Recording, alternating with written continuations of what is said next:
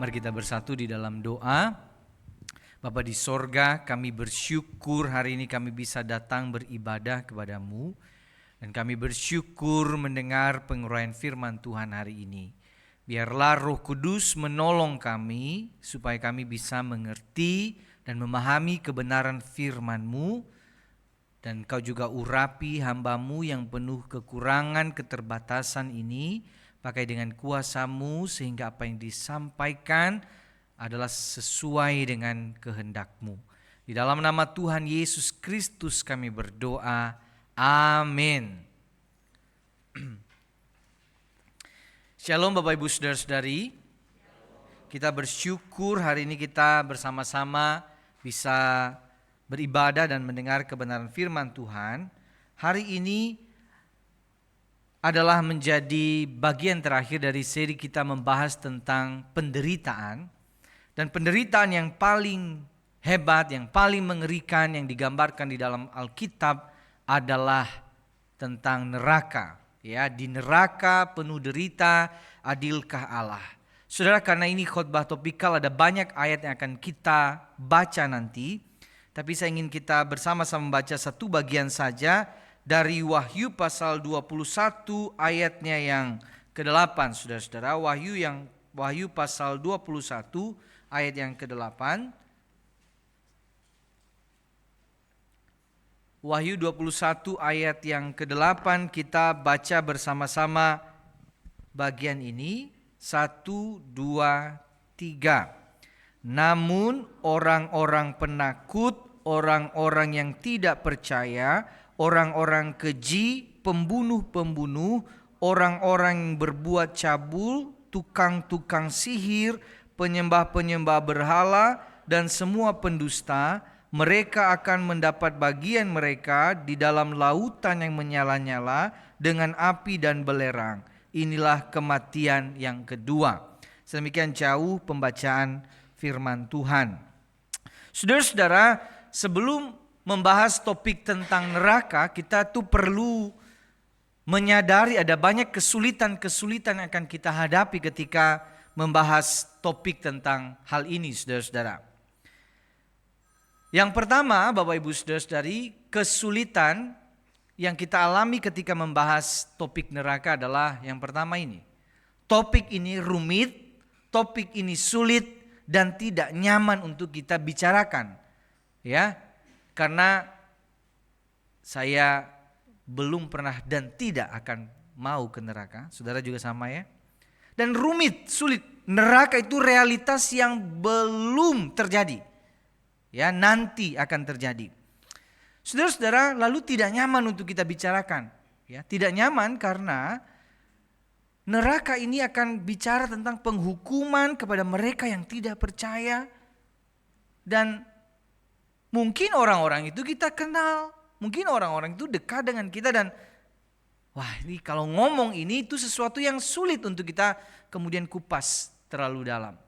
Ada seorang teolog berkata, ya, C.S. Lewis pernah mengatakan seperti ini, saudara. Andaikan saja, ya, ada satu diberikan otoritas untuk menghapus satu doktrin, maka doktrin yang ingin dia keluarkan adalah tentang neraka ini, ya. Tapi memang tidak bisa karena itu diajarkan dalam Alkitab, ya. Lalu yang kedua, saudara, kesulitan yang kedua, gambaran visual neraka populer saat ini mengaburkan makna yang sebenarnya. Ya, kalau kita melihat apa itu neraka dari kecil, dari film-film, dari kartun-kartun, saudara, neraka itu digambarkan seperti ada lautan, benar-benar lautan api secara literal, ada orang dibuang ke sana, atau ada orang lidahnya dipotong-potong, lidahnya datang lagi dipotong, gitu-gitu saudara ya. Atau kemudian orang dimasak di kuali besar, kuali api. Jadi gambaran-gambaran itu membuat kita menjadi bingung sebenarnya neraka itu apa. Ya, mengganggu pemikiran kita dan menjadi sulit. Lalu yang ketiga adalah seperti ada kontradiksi. Bagaimana mungkin Allah yang baik, yang penuh kasih itu kemudian bisa dengan kejamnya menghukum orang di neraka. Ini sesuatu yang dianggap sebagai sebuah kontradiksi, bagaimana mungkin. Maka Bapak Ibu Saudara-saudari, Karena sulit menerima konsep Allah yang baik dan Allah yang menghukum orang di neraka, maka dilakukan beragam upaya untuk menafsir ulang tentang konsep neraka. Jadi dilakukan, ini sudah jadi perdebatan sepanjang zaman. Bagaimana supaya membuat kita tidak menganggap Allah yang baik itu adalah Allah yang kejam. Maka dilakukan berbagai upaya. Nah, beberapa pandangannya misalnya seperti ini. Ada yang disebut sebagai paham universalisme. Orang-orang ini berpikir begini, pada akhirnya semua orang akan diselamatkan. Ya, semua orang akan diselamatkan. Manusia yang hidupnya yang berdosa tadi tidak bertanggung jawab, memang akan dihukum sesudah kematiannya, tetapi tak ada satupun yang mendapat penghukuman kekal. Ya, jadi pada akhirnya nanti semua juga orang akan diselamatkan. Ya. Lalu yang kedua adalah ada yang disebut dengan doktrin anihilasi, saudara. Ya, apa maksudnya? Manusia pada hakikatnya diciptakan sebagai makhluk yang gak binasa atau makhluk yang kekal sebenarnya. Tapi kalau orang itu hidup dalam dosa, akan jadi tidak kekal karena itu akan dianihilasi atau ditiadakan. Ya, ini cara menafsir ulang konsep neraka. Lalu yang kedua dari doktrin ini adalah manusia pada hakikatnya diciptakan sebagai makhluk yang tidak kekal. Orang percaya menerima kekekalan, sedangkan yang tidak percaya tetap akan dalam kondisi tidak kekal, sehingga kematian membuat mereka menjadi tidak ada. Jadi saking begitu mengerikannya konsep neraka ini, dicari upaya gimana caranya supaya ini diperhalus, diringankan begitu konsepnya. Ya. Nah, saudara-saudara, pertanyaannya kita tentu basisnya adalah kita mau belajar Alkitab ngomong apa sebenarnya tentang konsep neraka. Nah, yang pertama, ya ada 3 pertanyaan kita jawab, saudara. Di dalam Alkitab, apakah neraka itu sebenarnya ada atau tidak? Ya, apakah neraka itu adalah realitas yang benar-benar ada atau tidak? Nah, pertama-tama, saudara-saudara, saya sudah sampaikan di awal tadi, neraka itu belum terjadi. Jadi di dalam perjanjian lama ada konsep yang namanya konsep dunia orang mati. Orang setelah mati masuk ke dalam realitas dunia orang mati. Di dalam perjanjian baru ada istilah Hades, sama dengan dunia orang mati. Ya, itu sudah final, tetapi ada penghukuman kekal nantinya, neraka. Ya, jadi itu belum terjadi. Jadi kita bisa membicarakan sesuatu yang belum terjadi. Nah, saudara-saudari, yang pertama ya, di dalam Alkitab itu apakah neraka itu ada?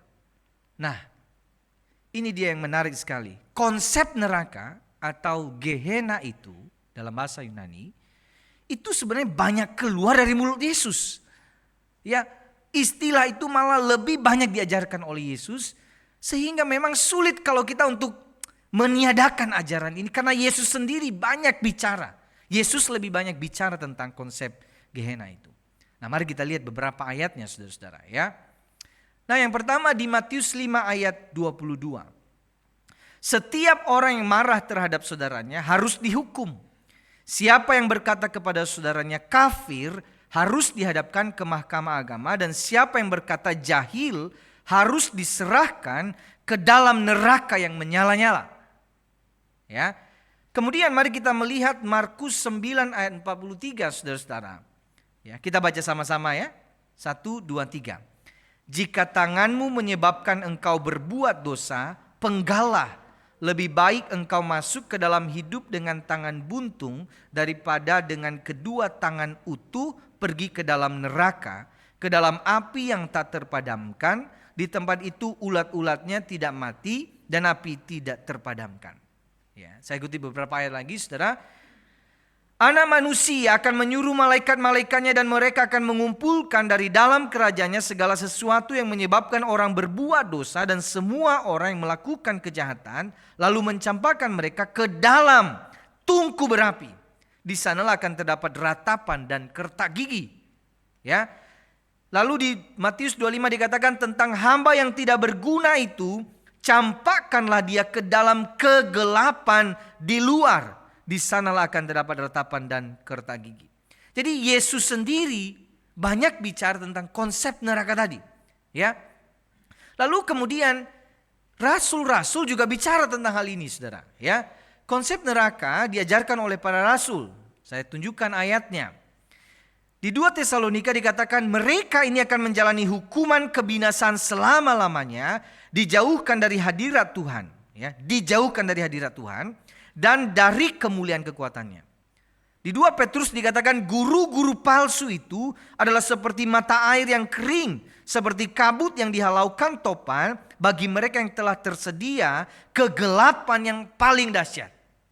Ya. Kemudian terakhir saudara, di dalam Wahyu. Ya, Wahyu 20 ayat 10 dikatakan, dan iblis yang menyesatkan mereka dilemparkan ke dalam lautan api dan belerang, tempat binatang dan nabi palsu itu. Mereka akan disiksa siang malam sampai selama-lamanya. Ya. Wahyu 21 dikatakan tadi kita udah baca dan dikatakan di sana, di dalam lautan yang menyala-nyala dengan api dan belerang inilah kematian yang kedua. Jadi saudara, akhir-akhir ini banyak sekali satu pemahaman doktrin yang mengatakan udahlah Allah itu baik, gak usah bicara tentang neraka. Tapi persoalannya kita gak bisa menghapus sesuatu yang Yesus sendiri ajarkan dan Alkitab ajarkan. Sehingga kalau ada yang bertanya kepada kita, apakah neraka ada? Maka apa jawaban kita? Ya, benar-benar ada. Di dalam Alkitab realitas neraka itu ada, saudara-saudara. Jadi kita tidak bisa kemudian berkata tidak ada. Lalu pertanyaan yang kedua, bagaimana memahami neraka yang sebenarnya? Nah, ini dia. Ya, bagaimana memahami neraka yang sebenarnya menurut konsep Alkitab, saudara? Nah, pertama-tama, neraka itu sering digambarkan secara ringan dan lucu sebenarnya. Ya, misalnya begini, ada yang kasih meme seperti ini. Ada tempat khusus di neraka untuk orang yang pesan COD tapi nggak nitip duit, katanya ada tempat khususnya di neraka. Ya, atau ada yang kasih meme seperti ini, saudara ya. Ada anak muda posting, dia bilang begini, anak durhaka siap-siap api neraka sampai hangus bosku. Lalu kemudian dikasih gambar, orang itu pas di neraka dia bilang menyala bangku, ya katanya begitu saudara ya. Lucu, ringan, seolah-olah neraka ini sebagai bahan tertawaan. Sebenarnya ini cara manusia untuk meringankan sedikit konsep neraka yang begitu mengerikan itu. Tetapi persoalannya tidak sesederhana itu dan tidak seringan itu konsep neraka, saudara-saudara. Ya, neraka digambarkan dengan bahasa metafora atau ilustrasi, analogi, simbol.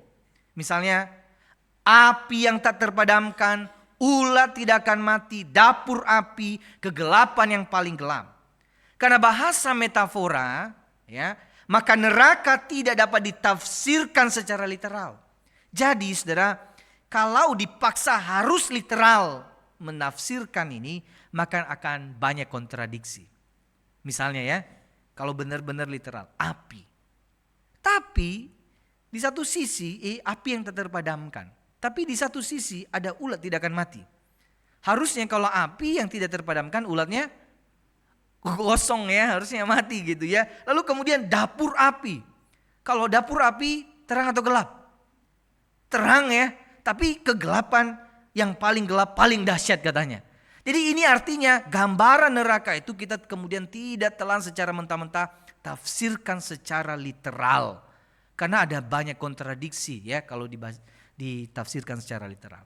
Lalu bagaimana kita menggambarkan atau mendefinisikan tentang konsep neraka ini? Maka saudara-saudara, neraka itu harus dipahami sebagai keterpisahan dari Allah. Nah, ini yang paling kuat. Di dalam 2 Tesalonika 1 ayat 9 tadi, kita baca sama-sama. Ini ayat yang sangat baik sekali ya. 1, 2, 3. Mereka ini akan menjalani hukuman kebinasan selama-lamanya, dijauhkan dari hadirat Tuhan dan dari kemuliaan kekuatannya. Saudara-saudara, itulah neraka yang sebenarnya ya. Adalah kita terpisah ya, orang-orang yang berdosa ini, orang-orang yang tidak percaya kepada Allah ini dijauhkan dari hadirat Tuhan dan dari kemuliaan kekuatannya.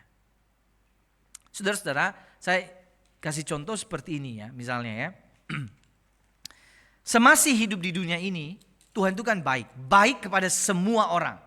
Ya, kepada orang percaya, kepada orang yang tidak percaya, kepada orang berdosa, Tuhan baik.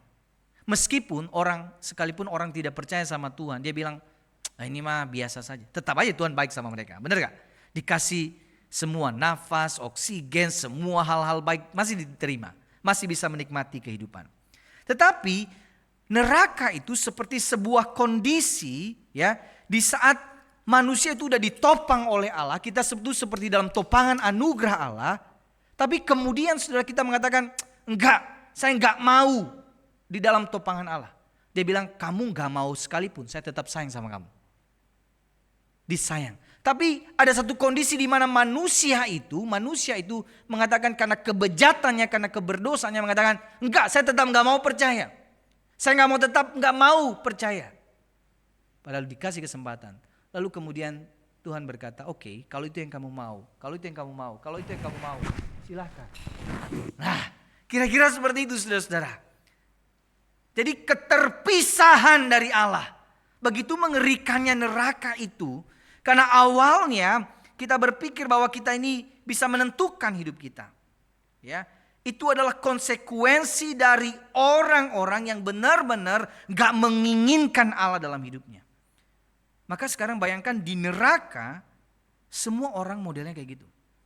Di dunia ini saja kita kalau berteman sama orang yang toksik, wah betapa benar-benar di kantor ketemu orang toksik. Capek gak? Tapi di neraka semua orangnya adalah orang jahat. Enak hidupnya? Sama sekali. Orang yang ada di sekeliling kita adalah orang yang tidak menginginkan Allah. Maka segala gambaran tadi, api, gelap, ulat, kerta gigi, siksaan, itu gambaran penderitaan yang paling hebat. Maka neraka itu saudara, neraka itu, dimana itu adalah satu kondisi, satu tempat di mana manusia nggak lagi menemukan apa yang disebut sebagai makna hidupnya. Nggak lagi dapat apa arti makna hidup. Nggak ngerti tentang apa arti kehidupan. Maka inilah yang terjadi kepada orang-orang yang benar-benar melawan Allah. Ketika sudah mati, Allah benar-benar memberikan apa yang memang mereka inginkan. Nah itu dia. Ya, kamu maunya lepas dari saya. Kamu ingin tidak mau taat tunduk kepada saya dan ya sudah. Itu yang kamu mau kan? Ya sudah, lepas. Nah saudara, itulah kondisi dan definisi neraka. Maka bagaimana memahami neraka yang sebenarnya? Neraka adalah kondisi di mana manusia terpisah dari Allah. Dan keterpisahan lebih mengerikan daripada semua gambaran yang ada. Kita ini saudara dalam dunia ini ditopang oleh Allah. Orang berdosa pun masih dapat hal baik dari Allah. Masih bisa hidup. Masih bisa ketawa-ketawa. Tapi ada satu kondisi di dalam kehidupan ini. Ketika manusia ini melawan Allah, orang-orang berdosa yang tidak percaya ini dilepaskan. Itu kan yang kamu mau. Nah saudara, itu gambaran neraka. Maka saudara-saudara, yang tadi kita sudah menjawab dua pertanyaan tadi. Pertanyaan yang ketiga ya, yang menjadi tema besar dari khotbah ini. Apakah neraka hukuman yang adil? Nah saya coba tanya ya kepada Bapak Ibu. Apakah neraka hukuman yang adil? Adil gak kira-kira? Adil? Agak sulit jawabnya ya. Karena kita menimbang-nimbang, masa Allah yang penuh kasih, tapi Allah yang kayaknya kejam begitu ya. Saudara-saudara, ada banyak yang membantah seperti ini. Misalnya begini, tapi kok bisa selama itu ya? Kenapa harus penghukuman kekal? Kenapa Allah tega melakukannya? Tapi kita coba lihat ya, di dunia ini, misalnya ada orang membunuh. Membunuhnya cuma 1 menit saudara. Mati orangnya. Dihukumnya 1 menit. Di penjara 1 menit.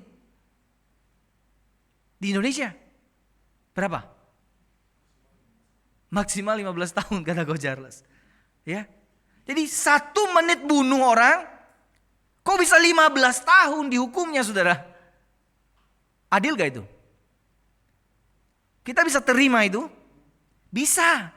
Di hukum dunia kita bisa terima. Melakukan tindakan kejahatan cuman secuil, tapi penghukumannya bisa panjang, kita bisa terima. Lalu kenapa kita tidak bisa menerima konsep penghukuman kekal itu? Saudara, yang kedua, objek hukuman itu juga menentukan. Sekarang coba bayangkan ada orang, ya, antara rakyat biasa dan seorang raja. Ada seseorang yang kemudian pengen bunuh seorang raja. Ya, dia mau tusuk seorang raja. Lalu kemudian orang itu langsung dihukum mati. Adil? Atau kemudian rakyat biasa, ya, ada orang yang dihukum mati. Ya, kalau di Indonesia kadang-kadang mau dicoba dibunuh begitu, tapi kadang-kadang orang itu nggak diapa-apain begitu ya.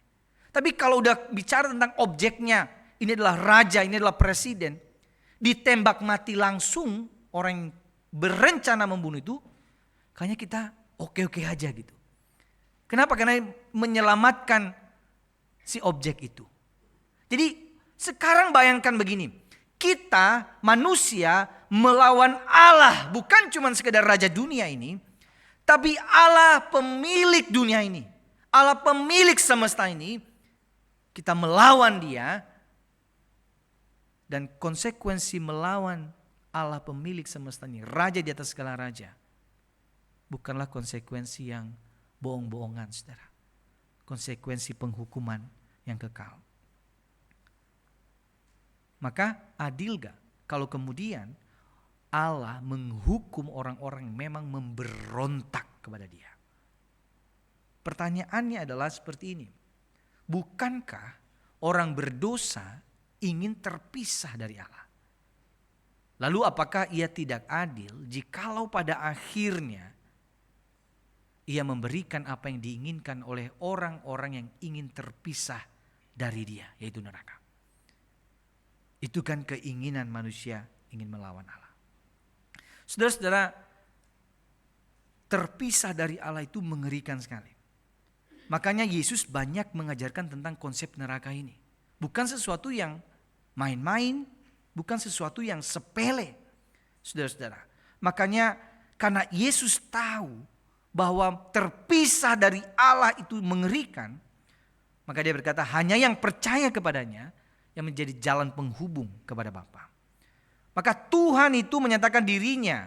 Tuhan memberikan kepada manusia untuk ayo balik, ayo bertobat, ayo kembali lagi kepada Allah, terhubung kepada Allah, berelasi lagi kepada Allah, bukan terpisah dari Allah.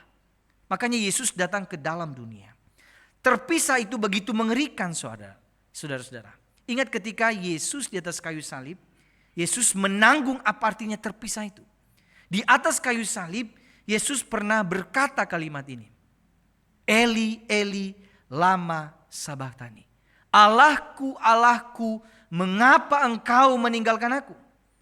Saudara, ini bukan cuma sekedar pertanyaan saja.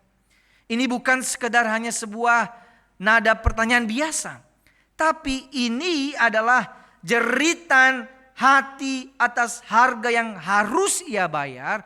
Karena memang begitu mengerikannya arti terpisah itu. Begitu mengerikannya apa arti terpisah dari Bapa. Walaupun nanti Yesus bangkit menang dari maut itu. Tapi momen ini Allah anak terpisah dari Allah Bapa. Itu adalah momen yang paling mengerikan. Dan Yesus menanggung. Ya, menanggung apa artinya terpisah itu. Ya, apa artinya terpisah dari Allah. Saudara-saudara, disinilah kita bisa melihat begini. Memang terpisah dari Allah itu begitu mengerikan.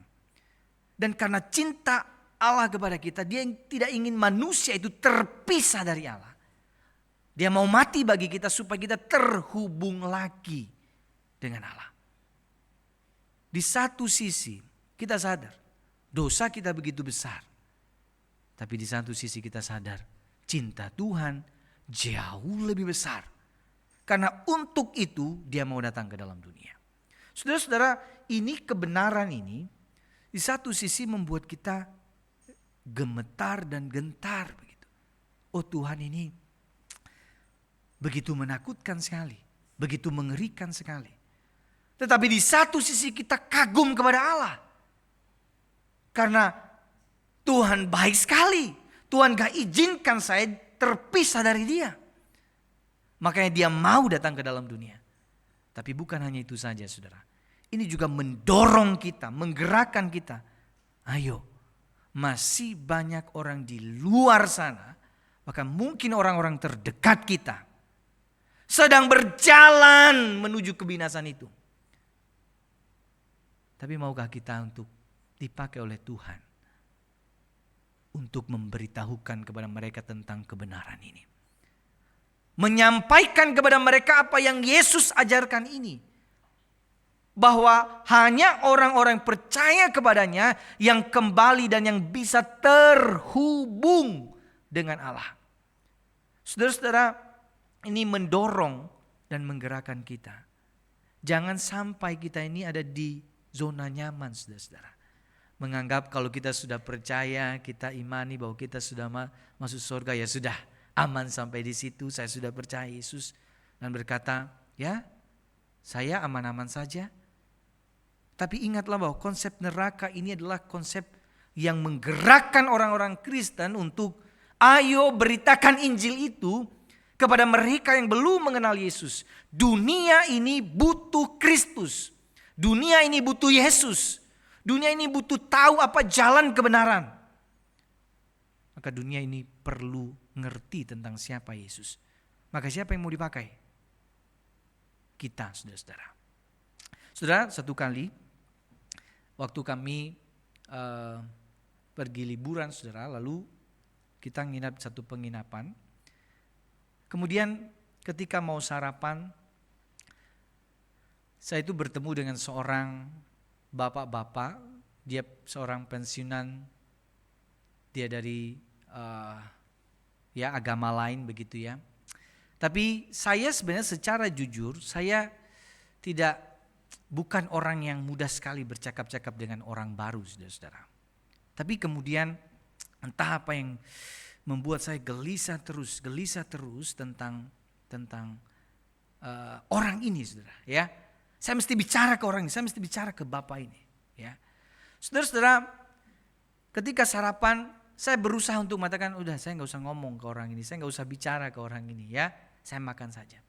Tapi kemudian saudara-saudara, entah bagaimana caranya ya, kemudian dia bisa ngobrol sama Dian Lee dan kemudian akhirnya itu membuka percakapan saya dengan beliau.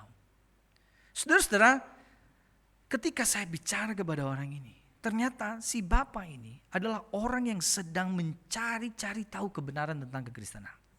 Dia dari agama yang lain, saudara-saudara, dia bilang dia salah paham tentang kekristenan, dia punya konsep yang berbeda. Dan ketika saya dengar itu, saudara, Tuhan gerakkan saya untuk memberitakan kepada dia, cerita kepada dia apa Injil yang sebenarnya yang selama ini dia salah pahami. Sepanjang itu jam sarapan yang panjang sekali, sampai itu selesai kemudian kita ngobrol terus sama dia.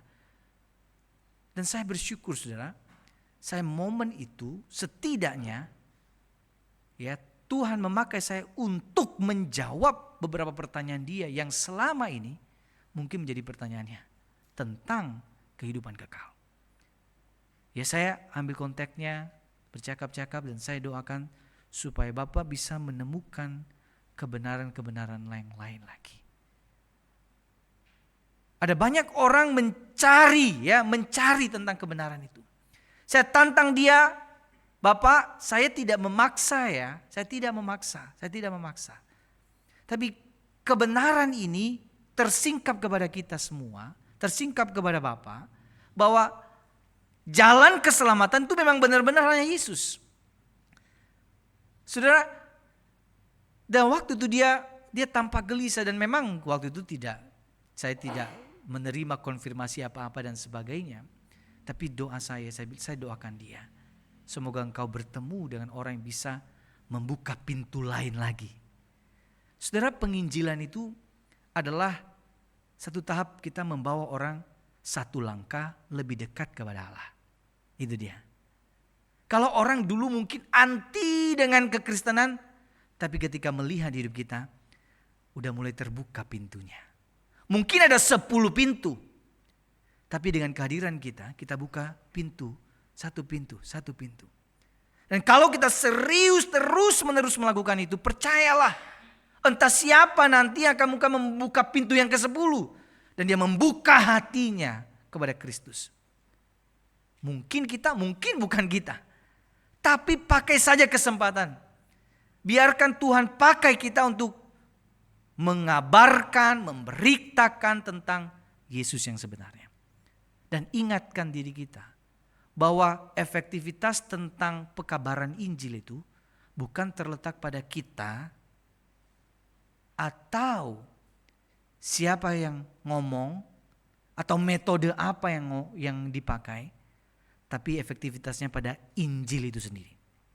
Makanya di dalam Roma dikatakan Injil itu adalah kekuatan Allah yang menyelamatkan. Sehingga memang itu yang mendorong kita. Maka biarlah saudara, di momen ini, waktu kita bicara tentang penderitaan, maka kita akhiri dengan pengutusan kepada dunia ini. Jangan biarkan orang mengalami penderitaan yang begitu besar itu. Maka biarkan Tuhan pakai kita untuk menjadi alatnya, untuk memberitakannya. Maka di dalam Roma 10 ayat 14 dikatakan, bagaimana mereka dapat berseru kepadanya jika mereka tidak percaya kepada Dia? Bagaimana mereka dapat percaya kepada Dia jika mereka tidak mendengar tentang Dia? Bagaimana mereka mendengar tentang Dia jika tidak ada yang memberitakannya?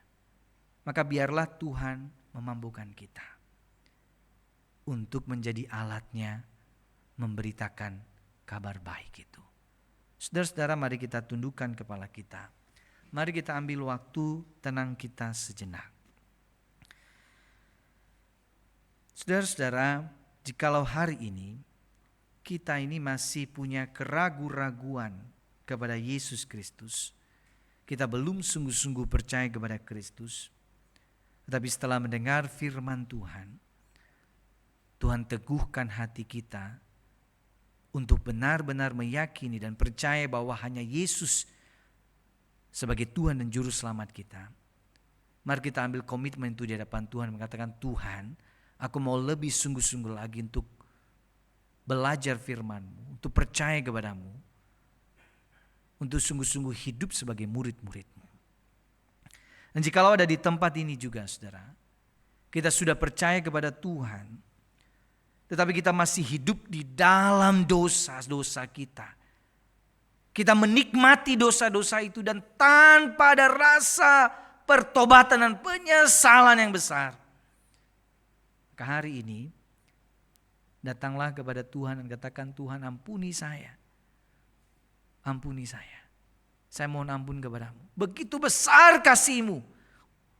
Supaya saya tidak terpisah dari Allah, Engkau rela terpisah dari Bapa. Dan itu pengorbanan besar sekali. Mari kita datang mohon ampun kepada Tuhan. Dan jikalau hari ini saudara, kita menjadi orang Kristen dan kita biasa-biasa saja, kita tidak ada kerinduan membawa orang kepada Kristus, kita tidak punya kerinduan untuk mengabarkan berita Injil itu, mari kita datang juga kepada Tuhan dan katakan, Tuhan ampuni saya. Saya mohon kuasa-Mu, pertolongan-Mu. Berikan kegairahan di hati saya. Kobarkan semangat saya. Untuk bisa Engkau pakai untuk menjadi alat-Mu memberitakan Injil. Mungkin kepada orang-orang terdekat kami. Ada keluarga kami. Ada saudara-saudara kami, ada teman-teman kami yang hari ini sedang dalam jalan kebinasaan. Pakai kami Tuhan, supaya bisa menjadi alat-Mu. Saudara silakan berdoa secara pribadi di hadapannya.